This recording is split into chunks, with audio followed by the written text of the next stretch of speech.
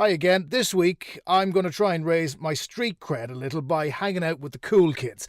At one stage or another, we all wanted to be in a band, but ask most musicians and they'll tell you it's harder to make money than it looks. I'm Jonathan Healy. Thanks for joining us.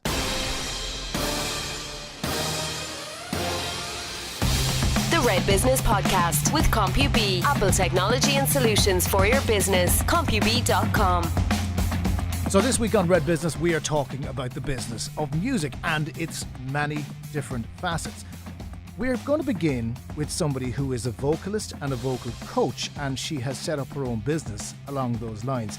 Gemma Sugrue, how are you? I'm very good. Thanks a million for having me on this podcast, which I think is a brilliant idea. That's a very good start. Well done.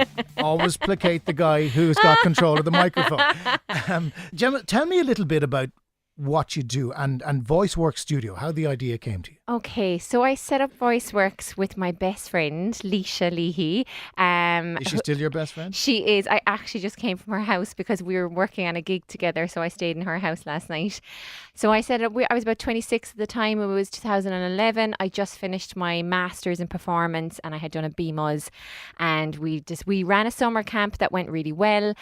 We had teens and kids singing pop, and we said, imagine if this was our life every day, wouldn't it be fab? We try and make it our life every day. Okay, so we went along, we checked out getting a business loan, we got a solicitor, we got an accountant, we downloaded a free online business plan on Google and gave it a go. And we only set it up in 4 weeks because we'd finished the summer camp at the end of July and we needed to, get going for September at the beginning of the academic year. So we set it up in 2011. So how does it work? How do you give people vocal training? Yeah, well, it's basically like it's one-to-one training would be our main area. Now we do supporting instruments, including piano and guitar, because we think it's important for singers to have a chordal instrument. And then we offer ensembles and stuff, but I would say the heart of our business is one-to-one coaching. So what you do is you take somebody who will come to you and say, I want vocal training. Yes. I'm guessing some of them can't sing. Yeah, well, okay, so the stats are 4% of the population are tone deaf. Okay. Bad news for 4% of people listening right now. You are, in fact, tone deaf. Yeah. So that means 96% aren't tone deaf. Yeah. And how many of them can sing? All of them. And there's a couple of things. But there's a cognitive thing of like the neural processing of what you've heard going to the muscles in your larynx. So there's developing that process and getting those pathways faster. Right. So that's a process. And then, obviously if you have a good instrument, some people just have better things going on here. So in the larynx. instrument is your voice? Yeah. Right. Now, the funny thing is some people can't sing. I mean, I can. You can. I can make noises. But you have a very tonal voice as you're speaking. Yeah, but I can't sing. I mean, if you heard me last night in the car and Yeah. I hit a beautiful patch on Spotify Yeah. of great songs like Don't Stop Believing. Yeah, that's a hard song. Yeah, well, it's even harder when I'm trying to sing it. And there's high notes and low notes and I just can't get them. And all of a sudden, I dramatically change key. Yeah. What am I doing wrong? Okay, so you need to, like anything, you need to start with something simple and grow it because they're muscles and they need developing. So you need to bring the muscles for a jog or a walk every day and start developing their fluidity. And then, so like if you're jumping in singing Journey by Steve Perry, who's like one of the greatest male vocalists, you're going to be sinking and you're going to have to change key because it's really high because you haven't kind of been on a pathway to get to there. So can I still, at some stage in the future with a bit of work, sing you can do it. Journey? I can? Yeah. Right. I don't believe you. But, you'd come in and we'd find repertoire that would suit your range and we'd start expanding as you go then. And because it's one-on-one, that's good for business because that means you can charge more because you're dealing with one person each time rather than group lessons. But I'm guessing group lessons for singing wouldn't work because that's a choir. Yeah, well, so what would make better business sense actually would be all groups because the margin obviously is going to be better. And it's very hard to kind of squeeze a margin out of a one-to-one session because you need to pay the teacher, you need to pay the overheads, and you can't make it ridiculously expensive. It's quite a luxury thing to do every week to get a one-to-one coaching session. So actually it's not very profitable in that sense, but it's really popular, and I think there's a real gap in the market for it, and I like to specialise. And that's good. But at some point you have to turn around to one of the 4% and say, I'm really sorry, you are actually tone deaf and I can't do anything with you. Is that hard? Yeah, there's been one or two where you have to be like, because people are coming to lessons for different reasons. Some people are coming just like, you have a mum who nobody listens to and gives her, it's all about everybody else, and she just wants to be in for the 30 minutes and it just be about her. And even if she isn't going to like make a career out of it, but she's getting a lot out of it personally. It's confidence, isn't it? Yeah. I mean, it really is. If you can stand up in front of people and sing, yeah, you can probably do most things in front of people. Absolutely. And like, there's loads of things that happen to you physiologically when you come out of the room. No matter what, you are going to feel better and more because you've expressed yourself and you've let go of a few things, and that's therapy. Let it go. That's another one. Do people? Have you tried that one as well? I've no choice. I've got a 3-year-old daughter, so therefore let it go is big in our house. And what she does is, do you know with that last bit where and the storm rage on? Yeah. My God, she gives the on socks. I don't know whether that's something a lot of kids do, but yeah, absolutely. And like Idina Menzel is a real outlier of a singer. They've done studies on her head, where her head, the ratio size of her head in comparison to the width of her mouth is really weird. Her mouth is really wide, which means that acoustically she's able to get that note like nobody else can. Yeah, and it is good. It is good, even though the song is overplayed. I'm just going to put that out there. I can imagine. Particularly in my house. You are a successful singer in your own right, and you've done lots of things. You've worked with Jenny Green, who of course played in the Marquee this year. I know Jenny from when she used to be a DJ, and just a DJ. Now she does all sorts of things with orchestras and the likes of you. What was that like as an experience? Oh, it's been an amazing year. I'm really reflective about it at the moment because we just did Electric Picnic 2 weeks ago, and that's where it all started. In 2016, and to come back again this year was amazing. And we've done the 3 Arena, the Marquee, Galway Arts Festival. I just can't believe how much mileage we've gotten out of it and how much it makes people feel good. And I mean, you're winning them before you even go on stage because people are so excited and invested in the brand of the gig now. And but it shouldn't work. It shouldn't work to have a concert orchestra playing 90s classics with live vocals and Jenny on the decks. That would have made no sense to people 5 years ago, but it's one of those things that's just really successful. Yeah, and like I think as well for the orchestra, getting that kind of an audience is brilliant because people go to see the orchestra in the National Concert Hall generally, and they wouldn't be the youngest of groups as a rule. Oh, they're super cool. But there's a different audience in the Marquee or at Electric Picnic, and they're still appreciating. They're still appreciating the concert orchestra. Totally. So you have people who are coming to see the orchestra, and you have people who are coming to see Jenny and they're dance music fans, and that's the demographic. Like looking out in the audience, it's like a family, an older guy. They've no clothes on. They're taking something. And it's just really cool. Very enjoyable. And again, that's just part of a way of making music profitable, which, let's face it, is pretty tough. Because if you're producing your own music, you can wait a long time before you actually get any kind of return. I mean, you're writing your own stuff right now, aren't you? I am. And it's a really long process and you kind of can't rush it. And actually, I've come to realise that it gets better and better all the time. You get better and better at creating music all the time, the older you get. So, like, I had an old concept that it was like, you know, once you're past your 20s, you're not cool anymore and you can't release your own music. But actually, the older you get, the more experience you have and the more you have to say. And but you have to be good with the fact that little bit separate the art and the business a little bit. Yeah. Because they need to be separate. How do people get in contact with you if they want to go for vocal training? So voiceworksstudio.ie is our website. Our office is open kind of 9:30 to 1:30 Monday to Friday, which you can kind of get us on Facebook. We're on all the different social media platforms. We have a business on South Terrace, which is our main studio in Cork City. We have a branch in Bandon and we have a branch in Killarney, County Kerry as well. That's a lot of branches. There's banks don't have as many branches as you. Gemma Sugrue, it's been a pleasure. Thank you for Thank joining you, us on Jonathan. Red Thanks Business. for having The me. Red Business Podcast with CompuB Business, improving productivity with the latest Apple technology. CompuB.com. So now on Red Business, we're back recording in the Republic of Work, and I'm with somebody who's come up with a pretty unique idea. I don't think I've seen this anywhere else. The product is called Centrestage, and it's key to those up-and-coming musicians in particular who want to get their music seen and heard. Finbarr Pyne, how are you? Very good, Jonathan. Thanks for having me.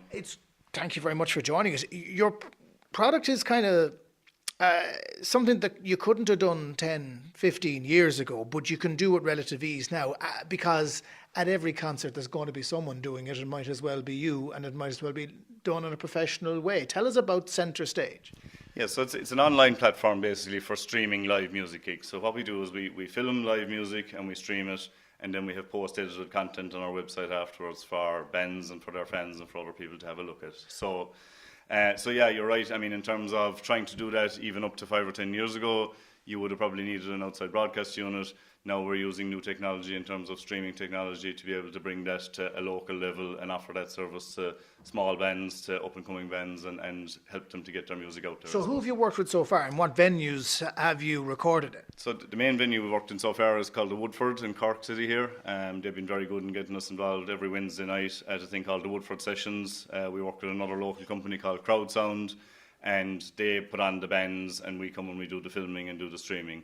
So that's been the main venue that we've worked in so far. We've done a couple of gigs out at CIT as well, out in the Rory Gallagher Theatre, and hopefully on from here then we'll expand it out to other venues in Cork and beyond. And how confident are you that there's a market for this? Because it's a very crowded space, let's put it that way. For sure, yeah. I mean, there's a massive market there. Whether we can wiggle our way and force our way into be part of it, only time will tell. But I suppose, in terms of video content is a huge growing area in music, and streaming is a huge growing area in music. We're trying to merge the two together, and I suppose bring maybe a little bit in terms of professionalism to the video aspect of it. There's lots of online video content at the moment with people with phones and that kind of thing, but the quality is quite poor. We're kind of saying, okay, with a little step up from that, we can film it professionally and we can stream it professionally, and hopefully you'll get a much better experience because of that. And some of the videos have interviews with bands as well, so you get to hear a little bit about the music, get a little bit behind the scene, so to speak. Do bands like to open up about that? Because the one thing they're passionate about is the song they write. Yeah. It's true. I mean, we found even so far that what's interesting is that, before a gig, it's quite difficult to get maybe bands and musicians to talk about their stuff. And after a gig, they open up no problem, because it's like as if that kind of energy release from playing music, the adrenaline is running, exactly. And I mean, I suppose creative people think a little bit different to maybe business people in general. I know that's a sweeping generalisation, but, I think that the aspect of doing the gig and performing, that kind of gets the best out of creative people, and then they're able to talk about where they were coming from or what they're thinking or what they want to do. So, what is your best memory of going to a gig? Because I mean, if you've come up with this product, I'm guessing that you've been to a fair few gigs in your time. What one stands out for you? God, U2, I'm going back a long, long way, back to probably the late 80s in Porky actually was my first gig, and it was just an amazing experience. Was that the Unforgettable Fire? What tour was that? That was the Unforgettable Fire. No, sorry, it was the Joshua Tree tour. The Joshua Tree. Yeah, it was which 87. they've just done the 30th anniversary. Actually. I'm giving a bit away about time and vintage.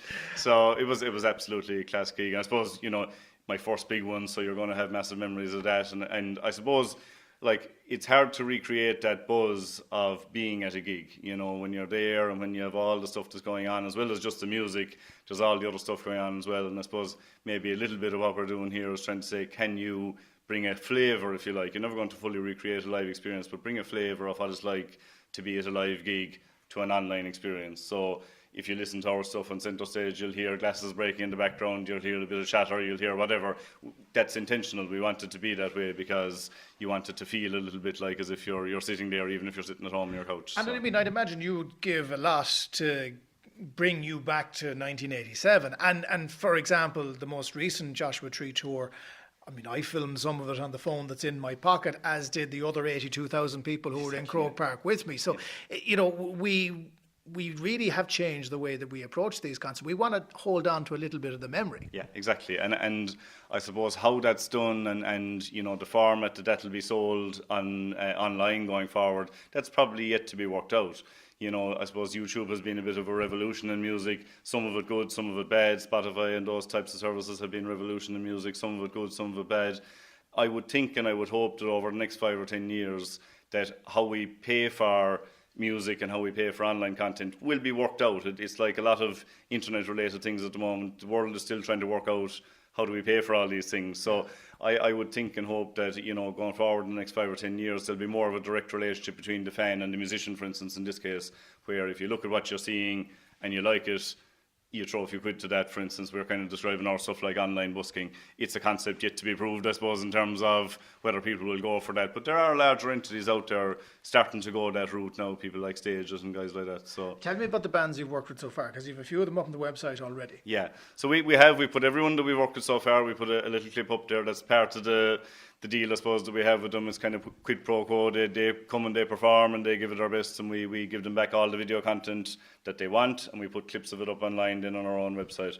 So we've worked with lots of different, there's been brilliant acts, to be honest with you. A local group called Ruby and the Nighthawks, which are absolutely brilliant band. We've done a couple of runs with them, and even though we did it in the Woodford, did a show with them in the Woodford, we're now doing, if you like, a very mini rockumentary with them, where we followed them into the Oliver Plunkett a couple of weeks ago. We'll follow them out now doing their band practice, that kind of thing, and produce, again, behind the scenes footage, I suppose, that they can put out on their social media and they can put out to their fans. Another really good band called MRC that we've worked with lately. A couple of people from Crowd Sound that I know, Darren Deneen, called Lally and that band. They're an absolutely brilliant band. Dry Roasted Peanuts, a young band, sounds like an odd name. That's a brilliantly titled band. A brilliantly titled band. I want to hear them just because they've got a great name. Yeah, you should hear them. These guys are good now, and they're pretty quirky, to be honest with you. Pretty good characters. So all kinds of bands. All kinds of bands. And give us the website so people can have a look at it. So it's Centrestage, CENTRSTAGE. So there's no E in the middle, basically. You dropped the middle E. We dropped the middle E, exactly. So centrestage.com.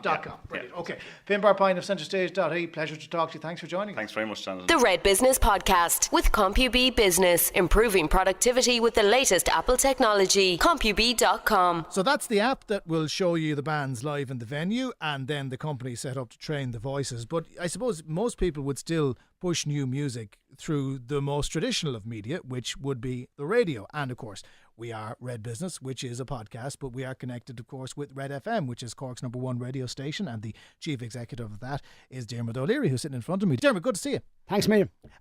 We are in RedFM, which of course is where you work. Radio, though, has changed an awful lot in the last few years, hasn't it? It sure has. Yeah, absolutely. It's moved on from your traditional music playing and news and sport to much wider. I still think fundamentally music is one of the main reasons why people listen to radio. So music is still central to what we do, but it's certainly got a lot wider. And we're in the process of building TV studios.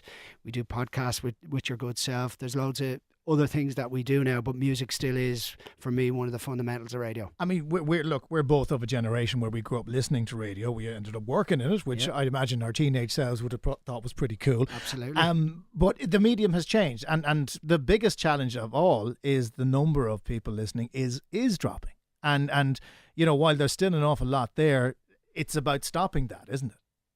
Yeah, it is. I suppose and I suppose some stations are losing more than others, etc., etc. But you're right. At an overall level, there's no doubt that there's challenges to get people's attention in the overall world now. And I suppose radio still very much part of people's consideration, but they've got so much more consideration. They can do so many different things. When commercial radio launched in Ireland in the late 80s, mobile phones didn't exist, and now you look at a mobile phone and the variety of things you can do on that phone. You couldn't listen to the BBC unless you had a massive aerial on your roof, but now you can listen to every BBC station in the world, every American station in the world. Absolutely. It's a lot more competition. There is, but I suppose I'd be still very positive about Irish radio. I think you're right. There's challenges around, the various different age profiles. Younger maybe not coming in as much, but I think as you move on up through the age profiles, even the 25, 30-year-olds, the audiences are still very strong, and they're still very strong to Irish radio. So you're right, the choice is getting bigger and bigger, and I think that's the world we live in. But I think quality and good local will win out, but at a professional standard that competes with your BBCs and your American stations that you've just mentioned. A lot of it is down to, and look, your background is in the commercial side of all this. A lot of this is down to brand and getting the brand right and brand loyalty. We seem to be fiercely loyal in Cork. I agree. To brand. I absolutely agree. I mean, I'm in Cork coming up on 5 years now. Yeah, you're a dirty dub. I am a dirty dub. Yeah. Thanks for reminding me. You're right. I think if you look at the newspaper market in Cork, very strong brands like the Irish Examiner or the Evening Echo. You've got strong radio brands like ourselves and 96 FM and C103. And they'd be the two medium that you'd really say local seems to be very strong.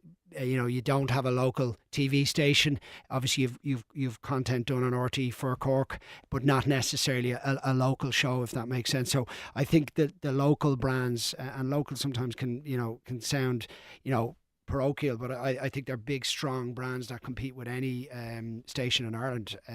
But you're right, people are very loyal to their local There's station. always going to be a market for that. I mean, we've seen some people dipping their toe in TV in Cork or local TV, going back to what would have been the case when we had Cork multi-channel. Yeah. But there's always going to be a gap in the market for it. The Evening Echo, obviously people thought the Evening Echo would be around forever. The Evening Echo is still there, but not as many people read it anymore. Yes. So there's going to be a gap, and who's going to fill that gap? I think that's what's going to become apparent over the next kind of 5-10 years. People would be negative about certain media in terms of your newspapers. They're this, they're that, but they're still there. They're still being bought. Maybe not as much as they were 5-10 years ago. I think radio, in my view, I'm probably biased because I work in it and I love the business. I think radio will thrive. I think TV is going to face some pressures around subscription TV and the ability to get content in so many other ways, and who owns those rights. So I think radio, I would be very optimistic about the future of radio, and I suppose I think local radio is able to thrive in a market like Cork because there's a lot happening and it's a big market relatively. Let's talk about music, because obviously this is a music station. I know you've got lots of talk elements, and you've got an extremely successul business podcast, which people are listening to thanks right to you, now. Jonathan. Yeah, indeed.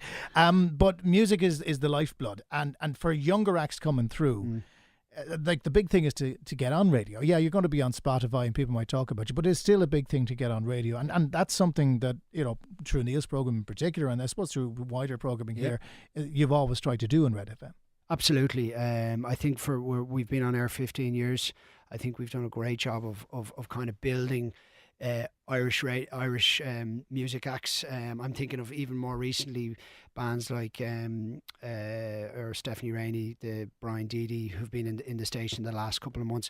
Those sorts of people that have actually become, I wouldn't say household names, but they'd be well known. They'd be played nationally, and a lot of them would have kind of started their radio careers in Red. And we've a show on a Sunday night, Green on Red, which we put a lot of time into bringing local Cork bands in. But not just Cork, we try and do Irish as well. But we're also always looking for local Cork acts to support. And I would say we would have a good reputation in terms of trying to find that talent and nurture it and help it out a little bit. And even things like building out TV studios in Red, I think you'll see some of those acts appear on our platform now, so that'll give them some recognition in terms of facial, etc. So I think we're good. I think we could always do more. Being very frank about it, but overall I think we'd be seen as a good supporter of Cork and Irish music. And you mentioned the TV studio and all that kind of thing. That's all going to be on social media. And yes. Do you see social media as competing with the traditional models, or is it complementing them? Or is that how it's going to go? I think it's probably going to be a bit of both. I think it'll absolutely complement what we do because it already does. So you look at like Neil's show, or you look at Dave Mack's show, or our breakfast show. We'll tell our social channels about things coming up, or if you missed this bit, we'll do the same with your show. The podcast, we'll remind people through social. We'll use LinkedIn. We'll use the various different channels that we think are closer aligned to the product we're trying to push. But I also think our new studios will allow us to do other things that will compete a bit with radio, but we'll be sensible about that in terms of what time we put them out, the audience we're looking for, and we'll be looking for a different angle. Well, I mean, I wanted to finish up this music podcast with a song. You can't sing. I've heard you try. So we're not going to leave it to you. We're going to play out with a bit of Brian Deedy in just a minute from the session that he did here a couple of months back. But for now, Diarmuid O'Leary of Red FM, thank you for joining us on Red Business. Thanks, Jonathan. Thanks for having me. My thanks to all my guests and to Niamh Hennessy for helping organise it all. Don't forget, you can subscribe to Red Business on iTunes, and we'll catch you on the next one. Well, the devil won't let me clap on my hand, and he won't let me dance. No, the devil won't let me clap on my hands, and he won't let me dance. Well, the devil won't let me stomp on my feet, and he won't let me be. No, the devil won't let me stomp on my feet, and he won't let me be. But I'll run away with you, I'll run away. But I'll run away with you, I'll run away. The devil won't let me clap on my hands, and he won't let me dance. No, the devil won't let me clap on my hands, and he won't let me dance. Well, the devil won't let me stomp on my feet, and he won't let me be. No, the devil won't let me stomp on my feet, and he won't let me be. But I'll run away with you, I'll run away. But I'll run away with you, I'll run away. But he won't let me dance. He won't let me dance. He won't let me dance. Let me tell you that he won't let me dance. He won't let me dance. He won't let me dance.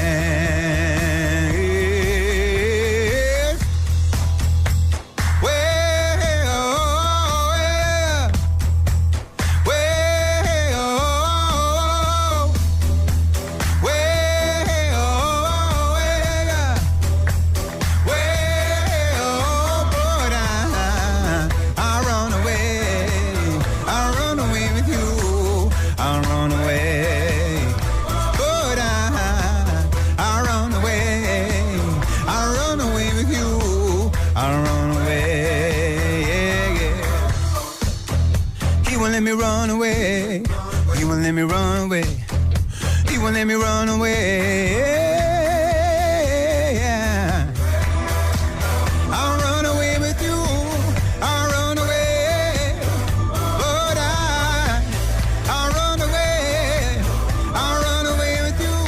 The Red Business Podcast with CompuB. Building your business with premium Apple solutions. CompuB.com.